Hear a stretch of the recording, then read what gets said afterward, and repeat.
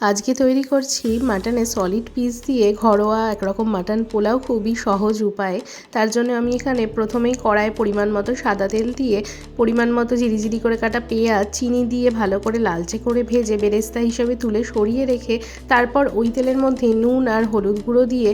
মিশিয়ে তার মধ্যে বড় বড় করে কেটে রাখা আলু দিয়ে ভেজে তুলে ওটাও সরিয়ে রেখে তারপর ওই তেলের মধ্যে অল্প করে কিছুটা ঘি দিয়ে তার মধ্যে গোটা গরম মশলা ফোড়ন হিসাবে দিয়ে পরিমাণ মতো পেঁয়াজ তার মধ্যে দিয়ে ভালো মতো কিছুক্ষণ ঢেকে লালচে করে ভেজে তার মধ্যে এরপর পরিমাণ মতো আদা রসুন বাটা আর কাঁচা লঙ্কা বাটা দিয়ে ভালো করে কিছুক্ষণ মিশিয়ে তারপর এর মধ্যে 1 চামচ নুন, 1 চামচ জিরে গুঁড়ো, 1 চামচ কাশ্মীরি লঙ্কা গুঁড়ো আর 1 চামচ চিনি দিয়ে মিশিয়ে মশলা কিছুক্ষণ কষে তারপর তার মধ্যে মাটন সেদ্ধ জল বা মাটনের স্টকটা দিয়ে ভালো মতো কিছুক্ষণ কষানোর পর এরপর সেদ্ধ করা মাটন দিয়ে তার মধ্যে আরও কিছুক্ষণ রান্না করার পর তারপর পরিমাণ মতো অল্প করে কিছুটা টক দই দিয়ে